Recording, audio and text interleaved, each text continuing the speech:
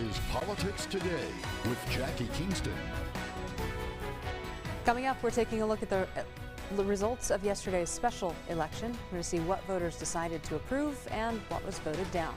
And the effects of the leaked Supreme Court draft opinion over abortion rights, how lawmakers are reacting to possibly overturning Roe v. Wade.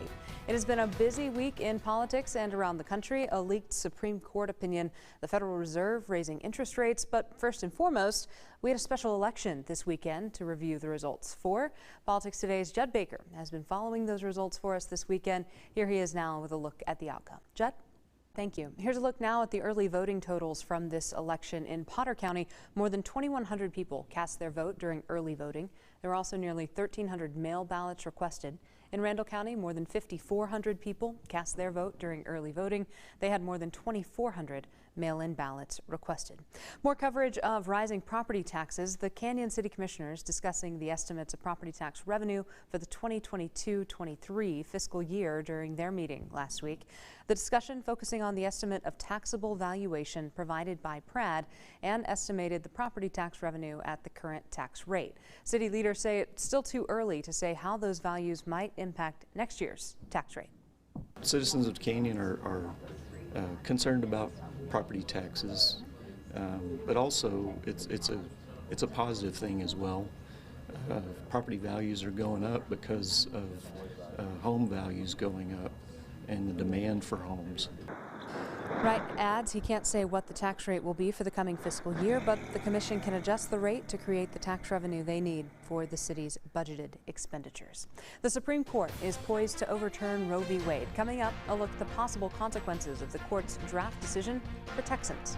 I'm Jackie Kingston. You're watching Politics Today from your local election headquarters. Supreme Court decision may see the court overturn abortion rights as we know them. A leaked majority opinion obtained by Politico says justices have voted to strike down Roe v. Wade. Justices can still change their minds on that decision. The court's holding won't be final until it's officially published. This is the first draft decision in the court's modern history to be disclosed publicly while the case is still pending, which experts say could lead to an erosion of trust among justices. Senator Ted Cruz commenting on the leaked opinion draft the day the news broke, calling the leak an unprecedented and serious breach of trust. Take a listen. I have to say it is utterly stunning that anyone at the court would leak a draft opinion. In over 200 years of our nation's history, this has never happened. And I'm appalled. This is the most egregious breach of trust at the Supreme Court that has ever happened. Presumably, some left-wing law clerk, angry at the direction the court is going, decided to betray his or her obligation, the trust that clerk owed to his or her justice and to the court. Whoever did this leak should be prosecuted and should go to jail for a very long time. This has shaken the independence and the ability of the judiciary to function. Worth noting, publicly, no one has been named as a potential leaker by the court. If the Supreme Court does overturn Roe v. Wade, Texas is ready to implement a ban on all abortions. The state has what's called a trigger law that could take effect 30 days after the high court's decision. It's changing the landscape for both anti-abortion groups and abortion rights organizations that help pregnant people. We have prayed for Roe v. Wade to overturn for many, many decades now. We are prepared and ready to help the women. It means tragedy. It means people being forced to carry their pregnancies against their will. It means more suffering. Texas lawmakers did approve $100 million for the state's Alternatives to Abortion program. That happened last session. The money goes to groups encouraging women not to have abortions. While the Supreme Court's draft decision on overturning Roe v. Wade is not final, many are already weighing the potential effects. Politics Today's Kaylee Green has more from local political science professor and a lawyer about what this ruling could mean if it is ultimately handed down. Dr. Christopher McCauley, an assistant professor of political science at West Texas A&M University, says the ruling would effectively defer all abortion policy to the states. Once it's officially handed down, Texas will likely very quickly make abortion illegal in most, if not all cases. I don't know exactly what the fine print is going to be on that, but if one is considering that as a service, be aware that that is likely to be removed as an option very soon. But what would the ruling mean for other cases based on precedent? I think it's dangerous for a lot of reasons. Not just on the abortion issue, but as far as rights as a whole. Amarillo lawyer Ryan Brown, a partner at Blackburn & Brown, says he's concerned about what the ruling could mean for other judicially created laws. That's really what this opinion cuts to, is if it's not specifically enumerated in the Constitution as far as rights, then it has to be deeply rooted in the country's history and traditions. And if it's not, then states can pretty much do as they wish with it. McCauley pointed to precedents for the right to privacy. They definitely left the door open to potentially revisiting the right to privacy as a whole. And I would be curious as to whether the court stops entirely at abortion. On a legal level, I would say birth control and maybe private consensual sexual acts would be the two things that would sort of be back on the radar. Some Democrats in Congress responding by suggesting killing the filibuster to codify Roe v. Wade. Both Brown and Dr. McCauley say the chances that happens right now very low. The AP reporting passing an abortion access bill through the Senate does remain a political long shot, especially under the rapid timeline that would be needed before the Supreme Court issues its final decisions, which we're expecting in June. Politics Today's Kaylee Green also looking at what that could mean for pregnant people here in our area, especially as Texas is set to make abortion illegal soon after the potential Supreme Court decision.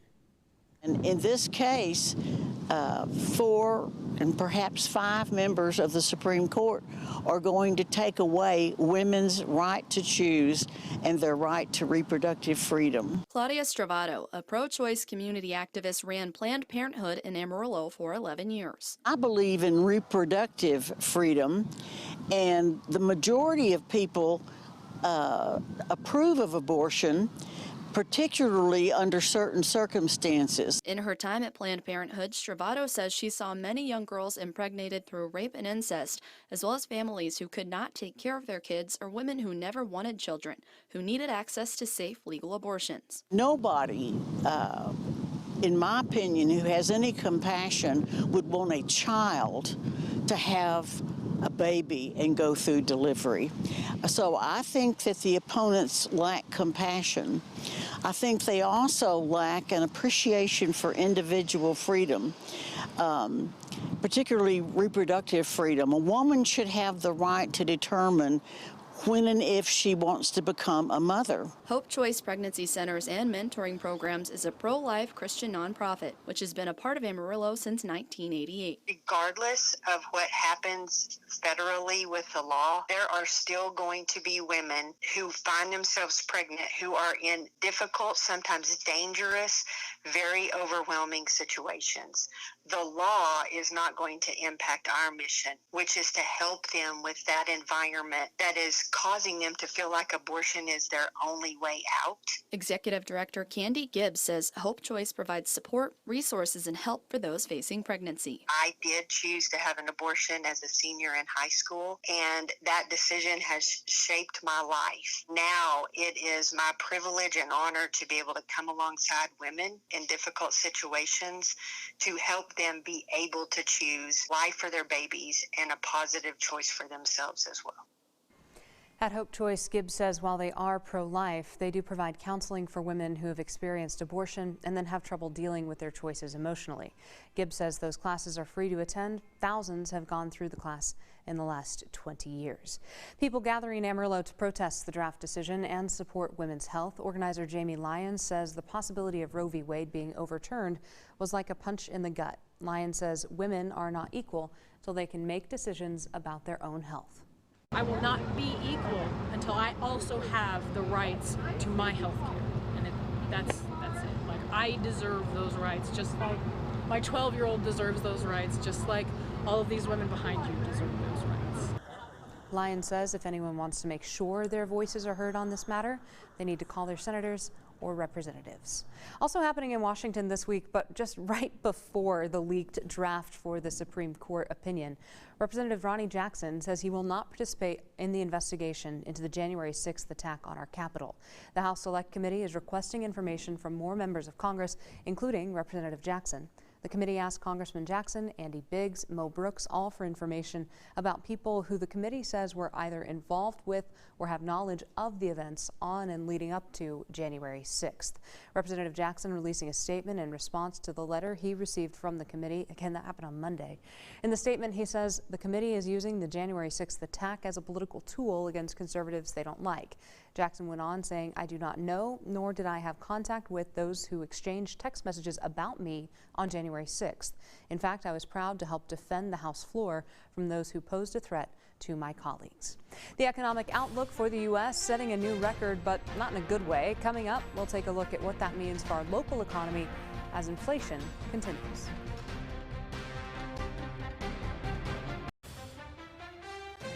The Federal Reserve ramping up its fight against the worst inflation in 40 years by raising interest rates by a half percentage point. Politics Today Washington correspondent Jesse Tenor explains. Inflation is much too high.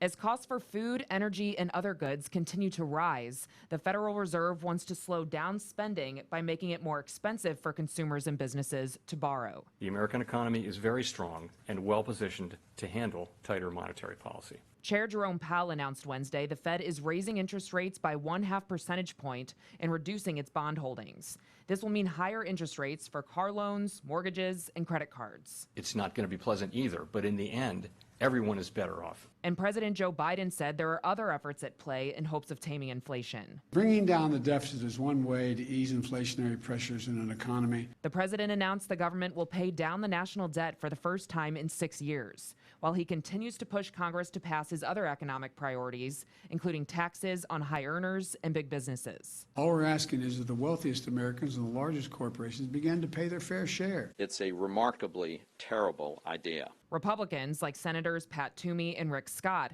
argue the administration's tax plan, along with prioritizing clean energy and forgiving student loans, would only further damage the economy. We have a crisis, and we have got to fix this. Scott has his own tax proposal that includes an income tax requirement for all Americans, but other Senate Republicans, including Minority Leader Mitch McConnell, have distanced themselves from that plan. Taking a look here at home, the U.S. economy shrinking last quarter for the first time since the pandemic hit 2 years ago. What does that mean for us here on the High Plains? Senior Vice President, Senior Investment Officer, Amarillo National Bank, Matt Ramsey, says we're not immune to the effects of inflation. That's visible from the cost of everything from gas to groceries. He says there are some benefits, however. Ramsey says the Amarillo economy and job market are strong. He says our unemployment rate is 2.7% versus the national rate of 3.6%, which is driving the consumer to spend. Ramsey says it's been 40 years since we've seen this type of inflation, so it's something we have to wrap our minds around. We're going to have to get used to separating things out from, are these price increases due to inflation, or are they due to increased profits, or what's the mix here? So it's going to be something that we're going to have to get used to. Ramsey did add, now is the time to shop for the best deal. Make sure you have a strong financial position in case something happens to shock our economy. Texas could soon change the way it certifies teachers. Coming up, why many areas are having trouble finding new educators.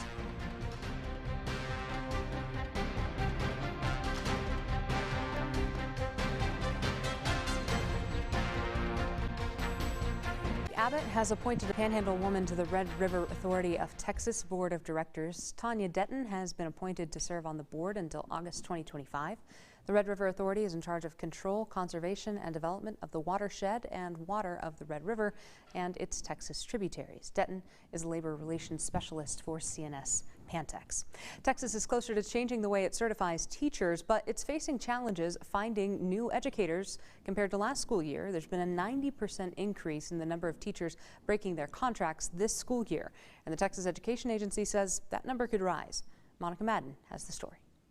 All these things are happening at a time where there's an exodus of teachers from the profession for a variety of reasons. Education professor Daniel DeMatthews is worried about Texas possibly switching to a more rigorous certification process for future teachers. A certification exam is not going to really drive teacher quality. It's called the EdTPA, and his concerns are echoed by student teacher Israel Robledo, who's getting ready to enter the workforce. There are a lot of barriers into getting into teaching. Right now, to get certified to teach in Texas, folks have to take a multiple choice test. With the EdTPA, student teachers will have to make a recording of themselves giving a lecture to their students. They'll also need to submit a sample lesson plan, and on top of that, respond to a series of essay questions. It's also slightly more expensive, costing $200. The Texas Education Agency says this will help ensure candidates have demonstrated the knowledge and skills necessary to improve the performance of diverse Texas students. A University of Illinois study looked at the impact of the EdTPA in 4 states that already implemented it. It found the assessment reduced new teacher hires from anywhere between 22 to 59% and reduced the number of new minority hires. You're not going to have those great educators out there who have lived the lives of the students who can't afford that in that teaching force. The State Board of Educators certification approved this 8-1 last Friday. In June, the board will either give the EdTPA final approval or deny it. It would be required as a pass or fail exam starting in the year 2023, so next school year. With record-setting heat this weekend, that also means that we could set records for statewide demand for electricity. ERCOT putting out this notice on Wednesday aimed at power providers. It says power plants that are offline right now for routine maintenance may be asked to go back online. That raises the question of if the state is keeping up with energy demand.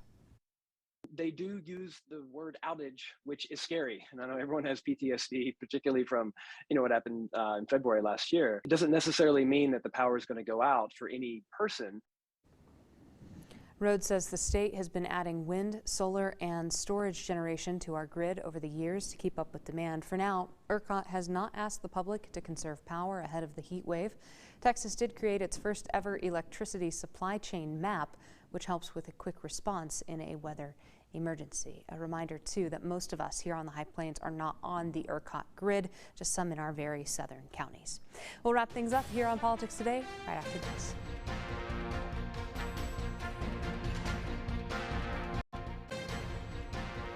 While we've had a lot to talk about here at home on this show, the war in Ukraine is ongoing. The Texas Panhandle War Memorial holding a candlelight vigil for the people of Ukraine last week. So this happened.